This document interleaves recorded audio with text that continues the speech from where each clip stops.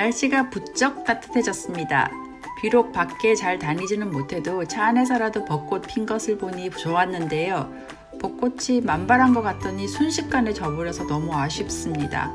벚꽃도 피고 지고 시간이 정말 빨리 흐르고 있는 것 같습니다. 신박한 초등생활도 오늘로 벌써 35번째 시간입니다. 오늘은 영어 공부에 대해서 얘기해 볼까 합니다.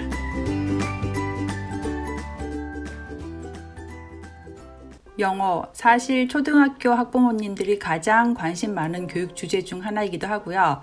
또 교육비 부담을 가장 많이 느끼고 있는 과목이기도 하죠. 영어를 어떻게 공부하면 좋을지 알아보기 위해서는 우리나라 상황을 우선 이해하는 것이 필요할 것 같아요.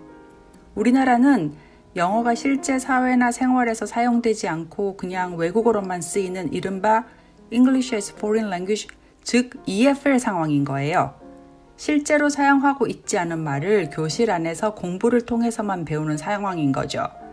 언어라는 건 실제 살면서 생활과 상황 안에서 서로 말하고 듣고 사용하면서 배우게 되는 건데 실제로 사용되는 상황 없이 그냥 막무가내로 배우려고 하니까 아주 어렵습니다.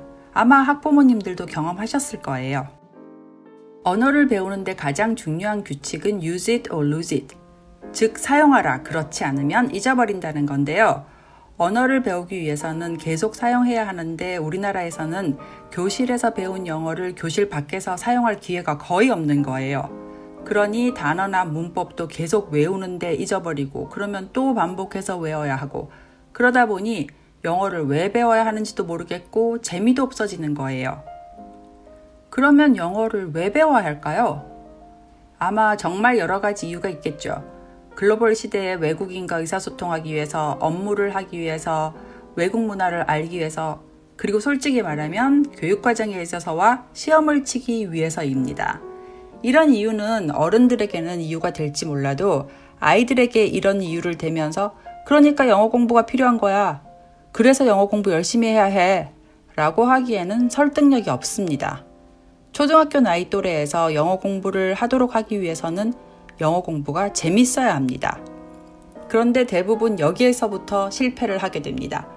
대부분 다른 아이들이 어려서부터 영어 공부를 시작했기 때문에 우리 아이가 뒤처질까봐 조바심이 나서 재미나 흥미는 고려하지 않고 무조건 공부를 시키기 때문에 아이가 배우는 것을 즐길 기회가 없거든요. 부모의 조바심이나 욕심 때문에 영어 공부를 시작부터 망치는 일이 없도록 정말 주의해야 하겠습니다. 모든 공부가 길게 가야 하지만 영어는 정말 성인이 되어서도 필요한 기술이라서 길게 봐야 하는데 그렇게 어릴 때부터 재미없어지면 곤란하지 않을까요?